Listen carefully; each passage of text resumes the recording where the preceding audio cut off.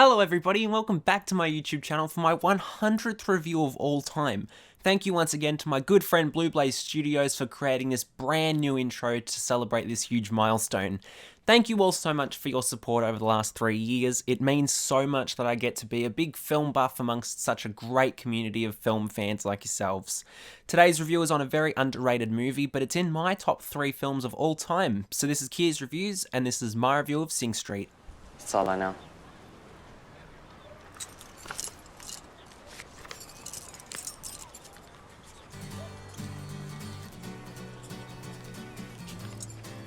Cool boy.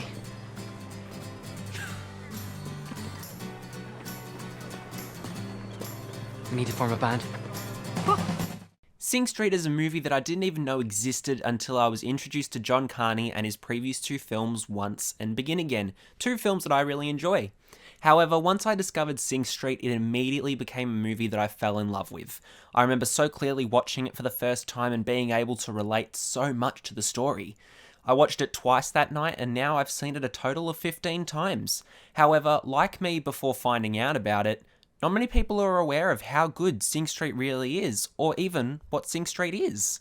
It's about a teenage boy who grows up during the 80s who starts a band to impress the girl across the street from his school. It's a sweet musical that is easily watchable multiple times and it stays super strong as one of the most original movies I've ever seen. And every covers band has a middle-aged member who'll never know whether they could have made it in the music industry or not because they never had the balls to write a song for someone else. Rock and roll is a risk. You risk being ridiculed. But I don't know how to write a song. Close that door and sit down. Really? It's gonna be a long night. I have school in the morning. This is school. Even though Once felt more like a musical than Begin Again, Sing Street follows Once as a properly masterful musical with catchy songs that are inspired by many famous artists of that decade, including, but not limited to, Duran Duran, Spandau Ballet, The Clash, and so much more. The music that is featured throughout the runtime is purely spectacular and relatable for quite a lot of people. It's not your typical love story, but it feels like a new way to attack the typical romantic genre. The energy is high the entire time and the cast is spectacular, even though most of the cast aren't particularly well known, except for Lucy Boynton, who you'd know from Bohemian Rhapsody, Jack Reynor from Midsommar, and Aidan Gillen from Game of Thrones. They all have spectacular chemistry and they really embody their characters to deliver the comedy, the feel-good moments, and of course, the music. Oh, sorry I'm late. I was out last night at a nightclub.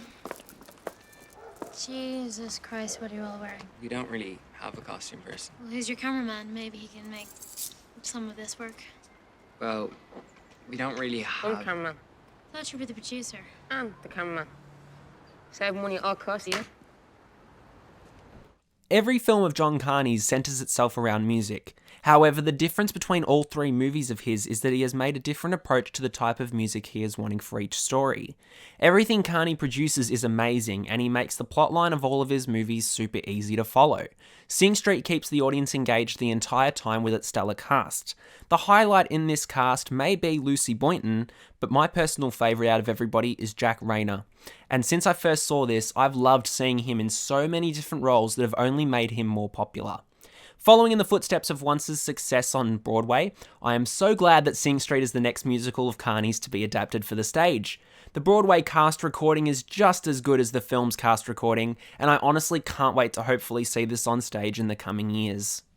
You call wanting to be a model a vocation? Anything can be a vocation, man. Being a taxi driver, being a bin man, being a poet, being a singer, being an artist. Brandon, I never wanted to be an artist. We couldn't get the brush out of your hand when you were a kid. What is wrong with being an architect? It's not a vocation. I thought everything was a vocation. Don't be playing word games with me, Anne. I don't do words, alright? This movie is everything I want from a musical. I want music that I will remember, I want comedy, I want perfectly developed characters, and I want there to be an emotional connection to the story. This movie delivers all of that and every single aspect of what I've never seen before in a musical. Few films inspire me and remind me of why I love movies. Along with Blade Runner 2049 and The Dark Knight, Sing Street reminds me to let go as an audience member and have fun with everything that happens.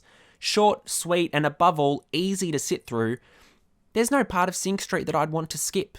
It's well-paced, inspiring, and a film that I think everybody should watch. That's how highly I think of this. Are you jealous, Cosmo? Why would I be jealous? Exactly. Will you write me a happy song sometime? I need a laugh.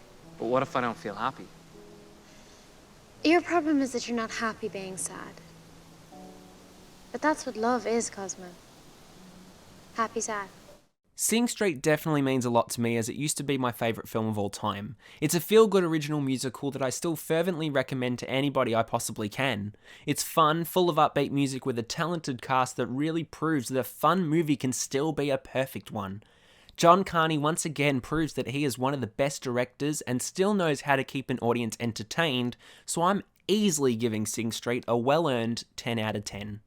Thank you all so much for watching my 100th review of one of my favourite films ever. Have you seen Sing Street? Let me know below. As always, be sure to have a listen to the 4th episode of my podcast with Nick's Film Reviews, as well as having a look at my previous movie review of Happier Than Ever, A Love Letter to Los Angeles. This has been Kia's Reviews, signing off for now. Don't forget to like, follow, and obey.